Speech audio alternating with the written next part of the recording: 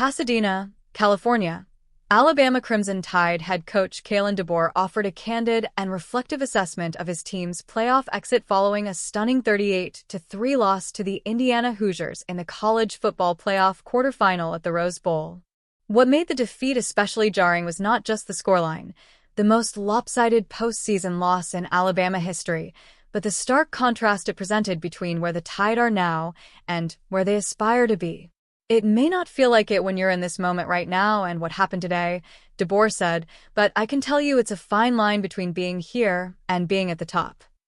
Alabama's 38-3 defeat marked the program's worst postseason loss, eclipsing a 32-point setback in the 1972 Orange Bowl, and represented the first time the Tide had trailed by 35 points in a game since 1998.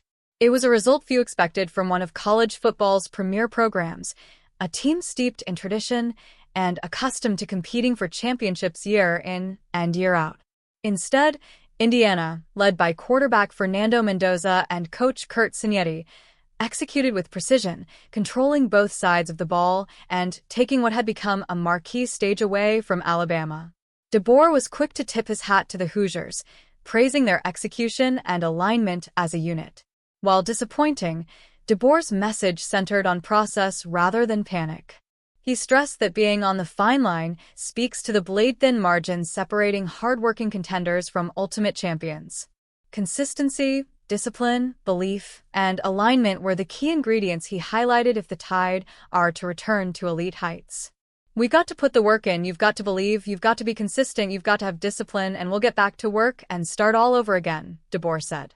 For a program that expects sustained excellence, and for a coach in his second season trying to cement his tenure following the long shadow of Nick Saban, that message was both a rallying cry and a sober evaluation of where Alabama stands. Receiver Jeremy Bernard, who came to Alabama with DeBoer from Washington, echoed his coach's sentiments about execution. While lauding the staff's game planning, Bernard acknowledged that execution, particularly in critical moments, was the difference on the field.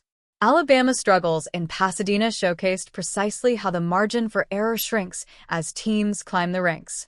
Crucial decisions, like a failed fourth and one conversion early in the game, and an inability to match Indiana's physical play underscored the unforgiving stakes at the playoff level. This season's ending might sting, but DeBoer has reinforced that losses like this are part of forging a championship culture. With a core of talented players returning and a coaching staff still integrating its identity, the Tide's journey back to the upper tier of the sport will hinge on how they internalize lessons from this unexpected result. For Alabama fans and college football observers alike, DeBoer's words about the fine line between where the Crimson Tide are and where they strive to be will resonate long after the final whistle in Pasadena.